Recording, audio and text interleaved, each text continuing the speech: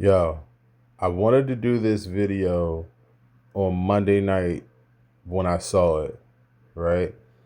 And sometimes with social media, it's like social media is not something that you should always take seriously. That's the reason why I said that you have to do it in moderation. But hold on, excuse me. It's the WC here with another video. I wanted to talk about Nikki Bella for a smooth 8, maybe to 10 minutes of just Nikki Bella like analysis. And the reason why I wanted to do that is because, bruh, y'all have to look at Nikki Bella. Like, bruh, she literally looks damn near exactly the same as she did during her main WWE run. I mean, she has aged very, very well. And another woman that's aged very, very well is Trish Stratus. Like, you can't really tell the difference between. I mean, Trish looks a little bit older, but if you didn't know no better, it's not like you wouldn't be able to say, yo, she's just so far removed from where she was during her prime. She's not that far removed, right? And Nikki Bella looked like she hasn't aged at all. And her run had many things in it that I did not like as somebody that watches the product of the WWE and somebody that consumes the product of the WWE. I didn't necessarily agree with some of her pushes or some of her title reigns and some of her storylines, especially with her sister Brie. There was a storyline that she did with her sister Brie that made absolutely positively no sense. This was like before the whole who in the hell was writing this thing that was going on, right? But um that's nevertheless, if you're a Nikki Bella fan, you're gonna like this video, but you also gonna be somebody that understands that I'm practicing objectivism when it comes to her. All right, I already done told y'all, like she has not aged. This is courtesy of Infinity Box.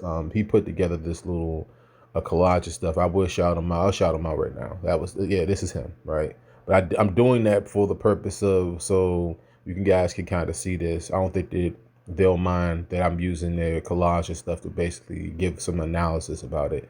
But bro, I'm telling y'all right now, I love me some Stephanie Vaquer. Okay, I'm telling y'all right now, I love her. All right, I don't like the fact that they put rockets to her ass. Like she's like the female Jey Uso, where it's like at the beginning of the year she's North American champion, she's NXT champion. Then she comes over here and wins a big battle royal. Then she becomes the main roster champion. You know what I'm saying? It's like this is what I think that they'll probably do with Stephanie Vaquer, or they might do this with AJ Lee. And people want to know why AJ Lee's off the TV. I'll spice off so I could come back.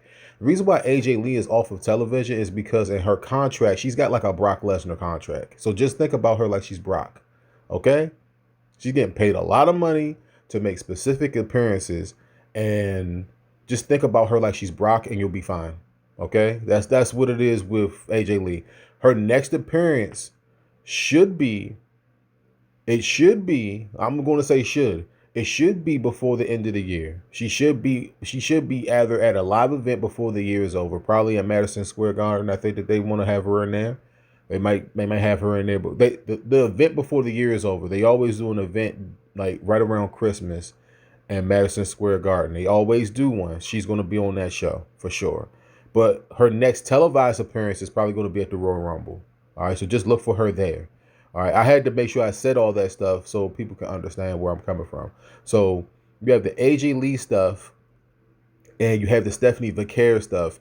And I want to get back to Stephanie Vaquer because I want to talk about the Royal Rumble. And she's probably one of the favorites to win the Royal Rumble. You'd be like, so if she's the current champion, then why are you saying that she's a favorite to win the Royal Rumble? Because the WWE needs to put the championship on Nikki Bella. Look at her body, bro. Look at how bad she looks, bro. She looks amazing. She looks freaking amazing. I mean, I know when Trish came back for her brief run, she looked great too. I mean, she was cutting some weird promos, but that's nevertheless she looked amazing. All right, Nikki Bella looks incredible. She looks like she hasn't aged at all, folks. I mean, look at that booty. Look at her body. She's kept herself in great shape. And here's the thing. Like I said, I'm practicing objectivism. Nikki Bella has never been the best professional wrestler. Okay, let's be real. All right, she's not the greatest promo either. Her and her sister Brie, they were not great promos. All right, she was more of a mystique type of act on the show. It wasn't one of these things where she was a vicious heel. She wasn't like a really big bad mean girl when she was a heel. I know that her and her sister had their moments. The stuff with Stephanie McMahon, and I mean, like I said, there was some really bad storylines. But there is a chance for the WWE to tell a really great story between Nikki Bella and Stephanie Vaquer. Nikki Bella has to turn heel, bro. Like she's got too much ass, she's got too much body, she looks way too good. She cuts a better heel promo. Dudes want to boo her. They want to boo her. Look, they want to boo Nikki Bella more than they want to boo Becky Lynch. Okay? Like that's what it is right now. Like I don't know why people don't see that.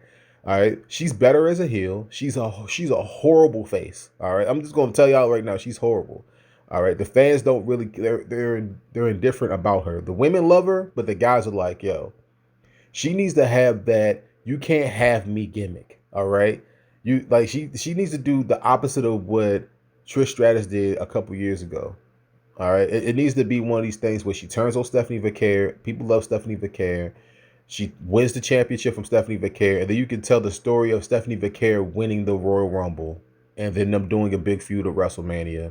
You can see something like that happen, but the WWE has to tell the story correctly, and they'll tell the story correctly with Brie Bella turning heel, and the heel turn has to be vicious. She's got to use a chair or something. She's got to power bomb Stephanie Vaquer through the fucking table or something. She's got to do something major. All right. But I don't know if they're going to do that with Nikki Bella. But I think that they should put the championship on her. For real. If you're not going to put the championship on Maxine Dupree, put it on Nikki Bella. She looks amazing, bro. She looks like she hasn't aged at all. Look at her cheeks. Y'all should y'all should like the video just for the collage that they put together. There's three shots of her cheeks here, bro. 3 different angles of her cakes here. All right. That's the reason why I wanted to make sure I put this one up, because this is one of the best ones.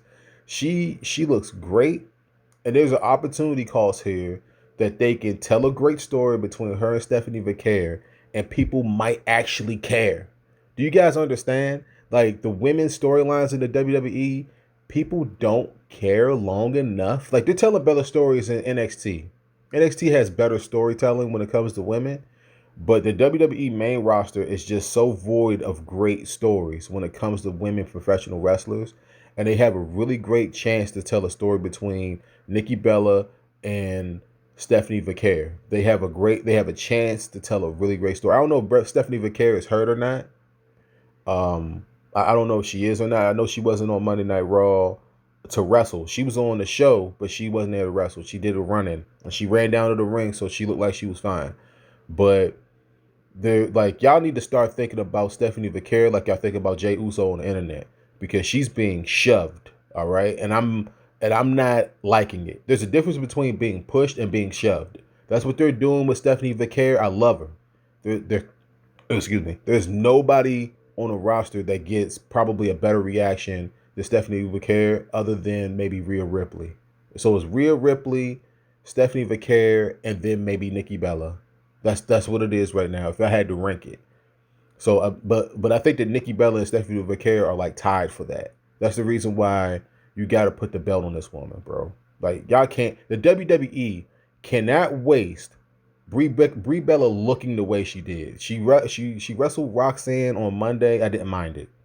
Didn't mind watching it, because Roxanne at this point is like the female Dolph Ziggler. Like she sells for everybody damn near. She's really good at it. And she's been working very, very hard. Roxanne's been working hard. So people will say, we put on Roxanne. Not yet. Roxanne's like a pot of water that needs to boil a little bit more. You gotta boil her a little bit more. There's a few built in between her and Liv Morgan that they probably should be telling that story at some point. I think it looks like they're trying to hold off on that. But I just wanted to give some analysis about how Nikki Bella just looks, man.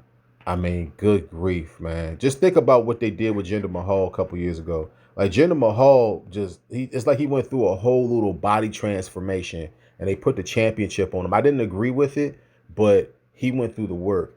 Drew McIntyre was flabby a few years ago. All right. Mac might not like the fact that I pointed it out, but when he came back to the WWE, the guy was shredded. He looked like a Ninja Turtles villain. That's what he looked like coming out there. I mean, he like if Shredder took off his clothes, she looked like Drew McIntyre. All right.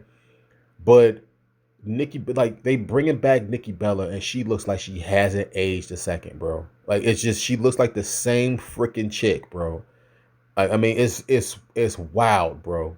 It's it's really wild when you sit there and you think about it. It's like, bro, she was around right around the 2012, 13, 14 era, like right around when like was she a little bit before.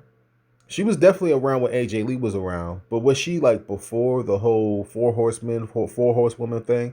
She was right around this, buddy. It's been a long time. Okay, it's been a long time for this whole situation, but I don't want to babble and blabble too long. Y'all drop a like for Nikki and her cakes, man.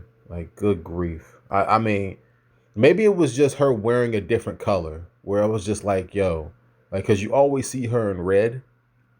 But like she was wearing some type of baby blue or what is that, baby blue?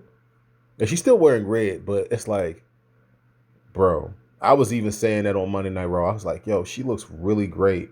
So let's see what the WWE does. Let's see if they take advantage of the fact that Nikki looks this great and she's competent in the ring. She's competent long enough in the ring to tell a story. All right. And that's all you really need in professional wrestling, the business of professional wrestling. You just got to be able to tell the story. So y'all tell me what's going on.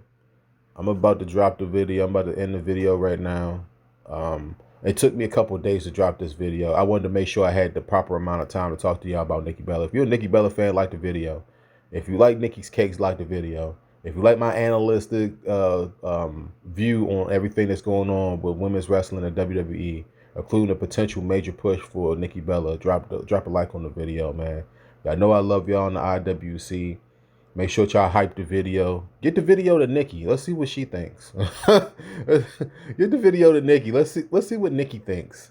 You know what I'm saying? About what people are saying about her. Because I'm gonna say this before I leave.